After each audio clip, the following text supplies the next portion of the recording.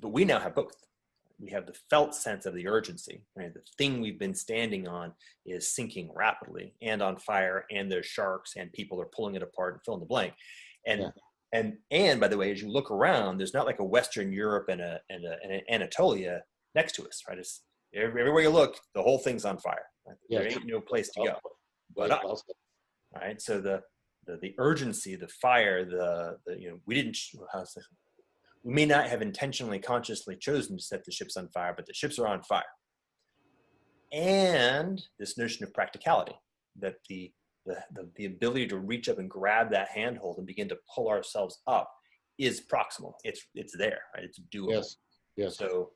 So both of those, like we are now, as far as I know, in a unique location. I'm like quite confident in a unique location in the sum total of all history to have these characteristics. And I want to say this in a super, super like banal way, but I found that it's been useful, particularly in talking with boomers.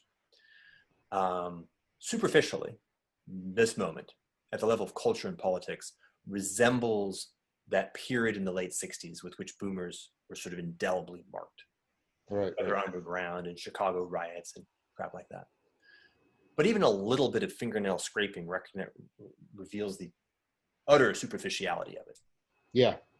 For example, in 1967, 1969, almost the whole of Western culture, certainly the whole of American culture, was solid. Yeah. It's this gigantic upwelling of potential that still hadn't even begun to slow down in terms of its capacity to continue being what it was, like this huge inertial move.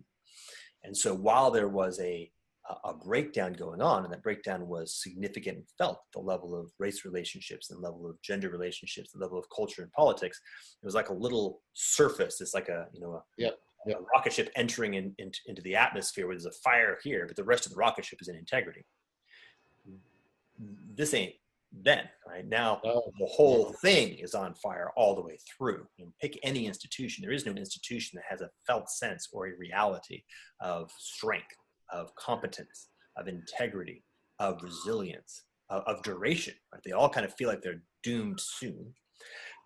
So on the one hand, like things have not yet gotten as hot as they were at the peak of the 60s, but we're now standing on stilts, not on a pillar. And so as they tip over, the consequences are vastly more impactful than they were back then.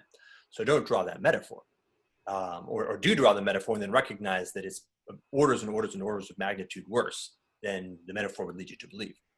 I agree with that. All right. Sorry. I just felt like that was maybe a useful way of just sort of connecting a few little tiny dots. Yeah, that's why the metaphors I use are the Bronze Age collapse, the end of the Western Roman Empire. Those are the ones that I'm using. And I even say, this is even more radical than what you're saying. I think that comparatively, the French Revolution is only scratching the surface of the change in culture compared to the kind of change we're facing right now. Right now. Yes. Yeah, right now. Exactly. So we are simultaneously proximal to stuff that we can name. Like, it's like the 60s. It's like the French Revolution. It's like the fall of Rome. Yep, those are things that we can name. And some of us may actually have a felt sense of what that means, which is to say right now, like it's clearly proximal and a whole lot bigger.